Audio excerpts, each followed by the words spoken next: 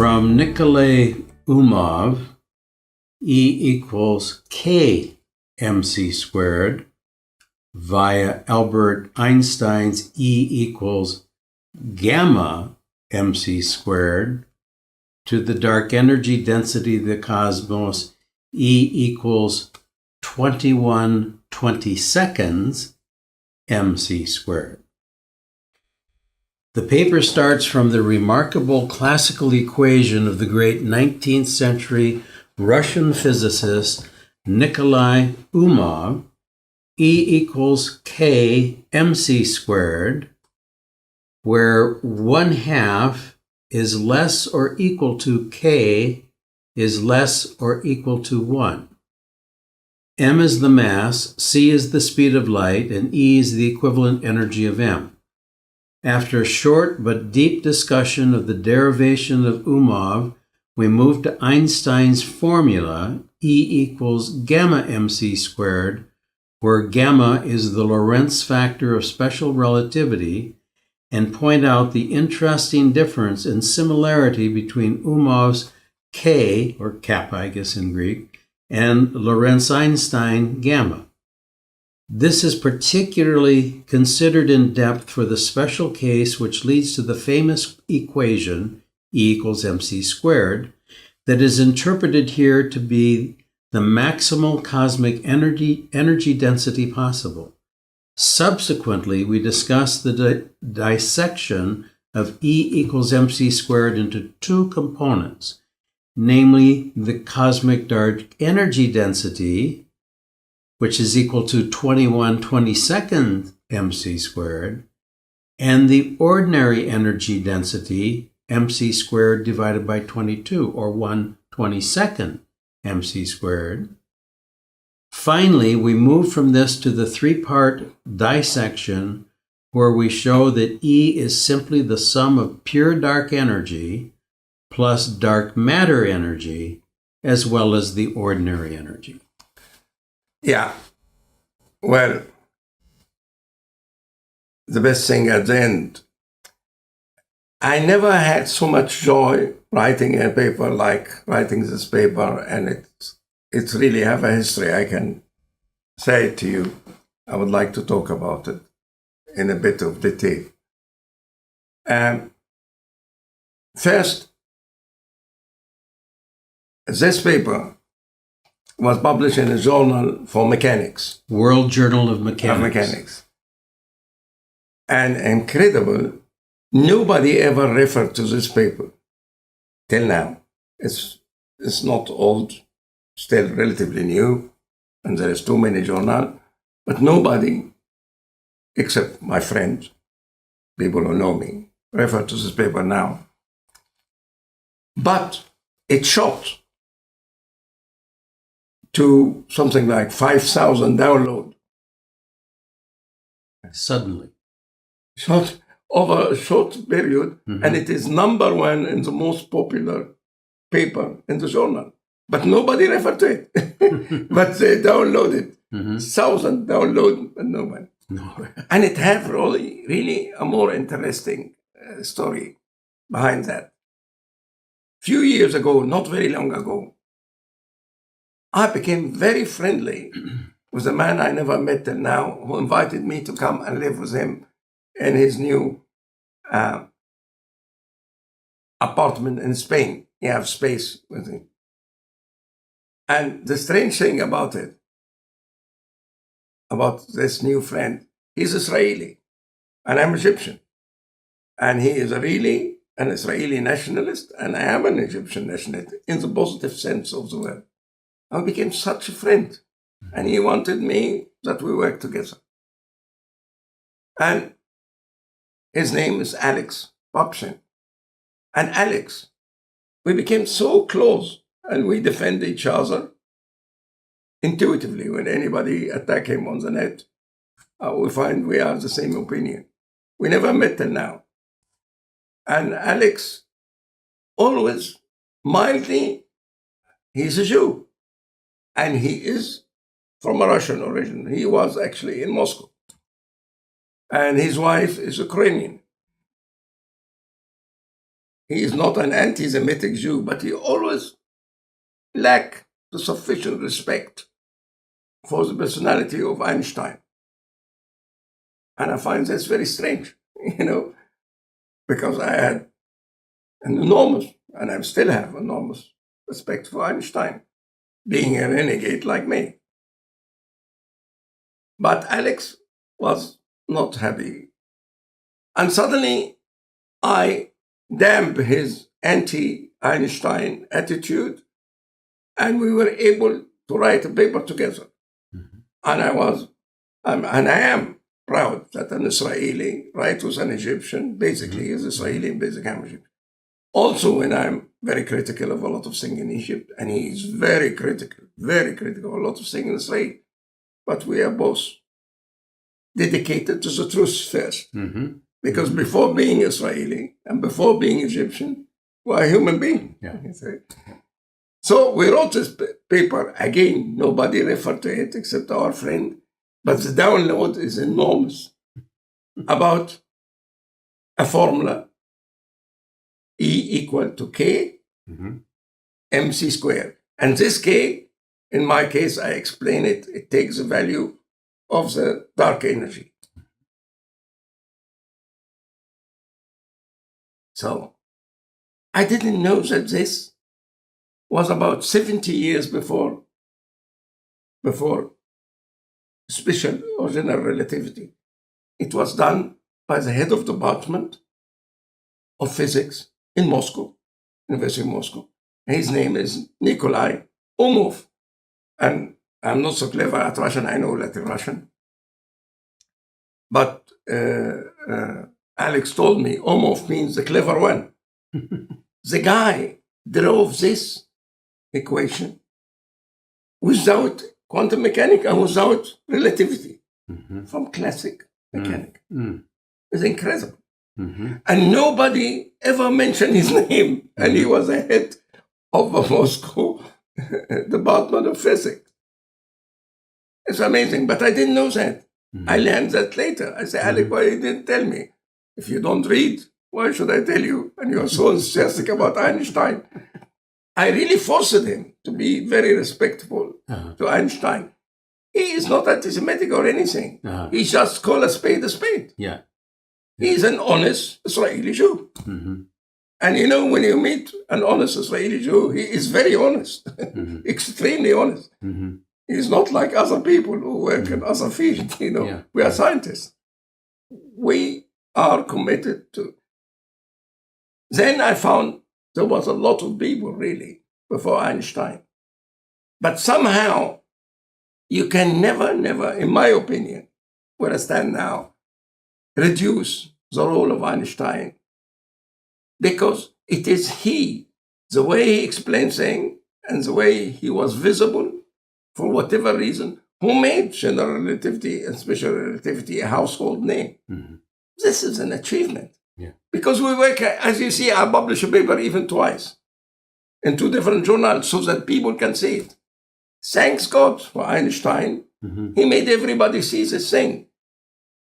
But then again, the formula of Einstein, E equal mc squared, which I thought is a formula, a side issue of special relativity. It's more important than special relativity and general relativity. And what not understood by anybody, not me, not Einstein. Now we're starting to understand. E equal mc squared is a constant of the cosmos. It is one of the most fundamental. How on earth did Einstein or anybody like Einstein come to it? I don't know. Because we didn't have the knowledge to be. Actually, Einstein made 6 or 7 attempts to prove it. And all of them were wrong. And at last, he made a proof which we all accept as right. But now, even this proof, we can dispute because it turned out to be something like the gravitational constant of Newton equation. Something like it is a cosmological constant, like the cosmological constant he was dreaming of. And then he said, das war meine größte Iserei. That was the most donkey move I ever done. And this donkey move, he called it Einstein donkey move, was how we now interpret dark energy, because it's a cosmological constant. You know, so it's amazing how much is hidden in E equal mc squared. It is 3 quantum components added together. They hide behind the smooth. And you can really, using the heterotic string theory of David Gross, to dissect it in the 3 parts: dark matter, pure dark energy, and normal energy, the normal energy. But the normal energy, which Einstein thought he wrote it, equal or converting matter into energy, E equal mc squared, in reality is only 4%. The rest are dark matter and pure dark energy. And all this was hidden. And nobody can convince me, nor convince Einstein for this matter, that we could have understood that at the time when Einstein was working on it. Impossible. Neither would we have understood that when Poincaré was working in it. And some Italians were working in it. In fact, I doubt very much that Nikolai Omov, the clever, knew what he's doing to get this without relativity and without special. Now only we understand all that in this paper, which nobody referred to, but everybody is downloading it. So if I understand you, it sounds to me, correct me if I'm wrong, that 5/22 of E equals mc squared is the dark matter. Yeah. 16/22 is the pure dark energy. Yes. And 1/22 is the ordinary energy. The regular energy. Yeah. But you didn't see the golden mean here. It's really without the golden. They are coupling between that. They are not exactly. It's 5 minus a little bit, and the other 16 plus a little bit.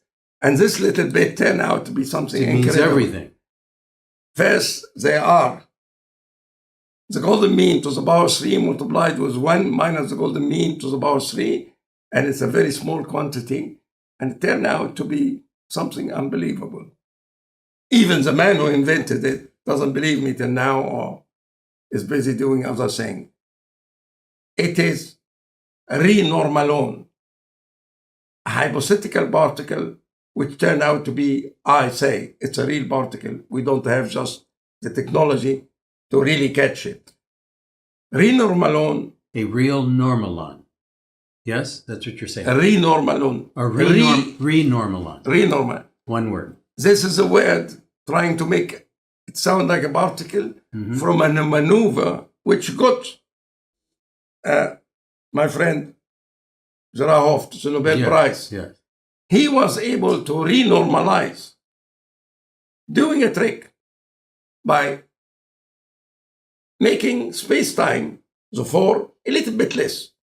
And when he does that, his calculation work. And he thought for a long time, it's a perturbation trick to extract a solution which you otherwise would get a singularity, either 0 or infinity, and you have no solution. And the renormalization procedure, it's called dimensional renormalization. And then the teacher, or the doctor father, or the thesis supervisor of Nobel laureate Zerahoff, when he was a young man, and he together, his teacher said, what if this is really physics and not just a mathematical maneuver? And he said that in one of his books and dwell about it, and he explained it to me also because I was interested in it. I presented this paper, I think, in a conference where he was there and a few other Nobel laureates was there. And this was not easy because I was frightened. He said, they tried, but then at the end said, no, it isn't. And suddenly, through my work, I find not only it is likely, it is definitely there. There is a renormalon particle, which we haven't discovered yet, except theoretically. And it is playing coupling between the 16 and the 5 and the 1. And you take a little bit from here and put it here, but the coupling is internal. At the end, you get the same result, but you don't understand what you're getting. And this renormalone I call it Toft renormalone particle, to his pain, definitely, because he didn't acknowledge it till now. I think they will have a hell of a time if they find it, not to give me a Nobel Prize. Well, and needless to say, it's a golden coupling that's going on. Exactly. It's a golden coupling.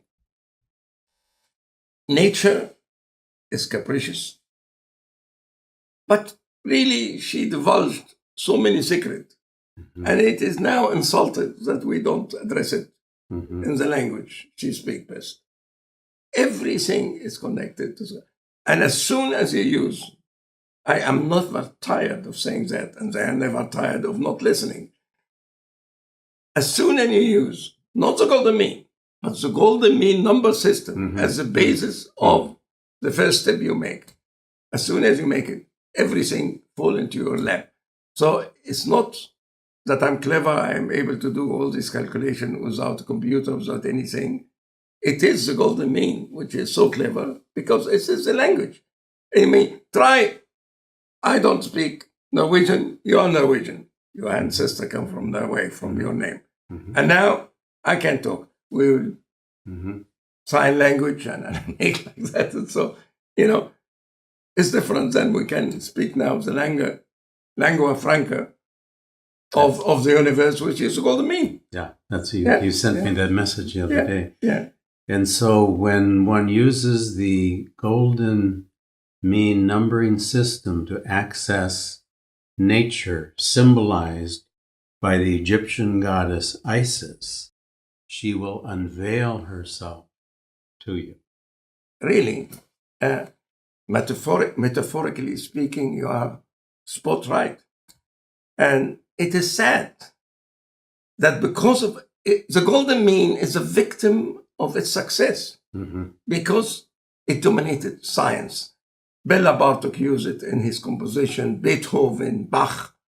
It is in biology, in philotexis, and so much success that so many people who are not regarded as knights of the temple of difficult things.